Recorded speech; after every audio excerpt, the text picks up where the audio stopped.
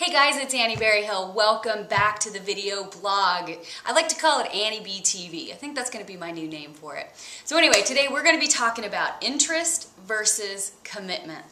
I was at an event over the weekend and it was specific to a certain activity. It was about making more money and doing what you're doing. And it was great.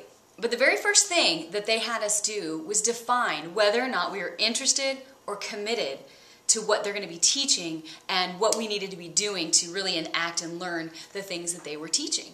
And I found it really interesting because of my score and because I didn't know a lot about what the possible outcomes were for that particular seminar. I mean, I knew what I wanted to learn from it was basically the title. But you know, I was kind of like, let me just see. And I think sometimes we do that in our life. So if we're talking about a particular fitness goal, we might be cruising through Pinterest, we might be looking at a magazine, and we might see a picture of someone's body part or physique that we really, really like and we really aspire to have. And that's awesome because it gives us a visual and it gives us a goal. But, you know, we really got to weigh. Is this something that we're willing to commit to? And by committing, that means we're doing the actions that will correlate and move us in the direction of those particular things. Now, I know for a fact that I'm 5'4", and I'm always going to be 5'4". In fact, I probably will be shorter than 5'4" when all is said and done. I'm really not going to be taller, so I need to set realistic goals and expectations. But let's just say that they're realistic and they're attainable.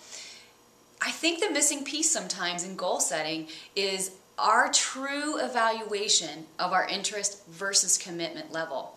We also do it in the area of food. I know because food is so emotional. And I know you know this. I know you know this because there's times when you're feeling up, you're feeling down, you're feeling this, you're feeling that, and your first inclination is to go grab something to put in your mouth. And that's another blog altogether. But if you say that you're committed to improving your health, if you say that you're committed to, working towards a certain body type or an ideal, then you really have to establish that up front to say, if I'm a 0 to a 5, I'm interested. If it's a 6, maybe a 7, 8, for sure, a 9, 10, if you're that committed, then all of your actions around that particular topic are going to move you in the direction of success. Now, that's not to say that success is going to happen the minute you get committed. It's not. Anybody can say they're committed.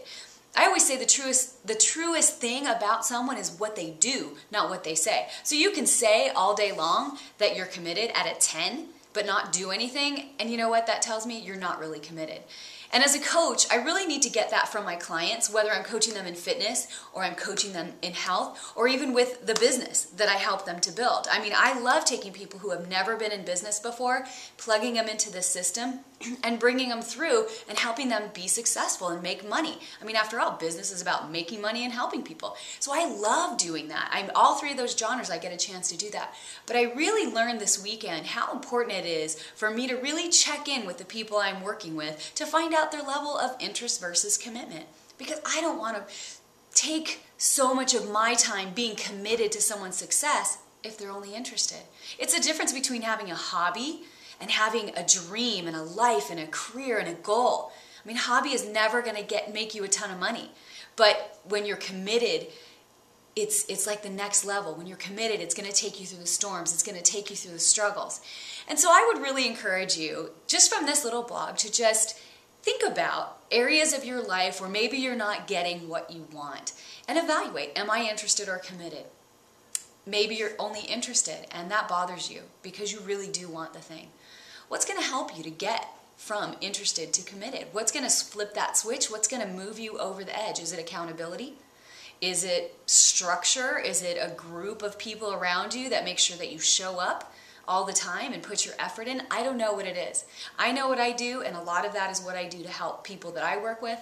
But what is it for you? And you know what? It's okay if you're just interested. And you got to be true to yourself, and you got to understand, like, yeah, I do want to have those legs and that booty and whatever, the shape of those shoulders. I do.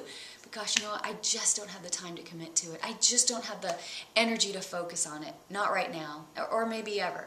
So I just encourage you to take those different aspects, fitness, health, your business, your family, your personal goals, any of those things, and really check the commitment level.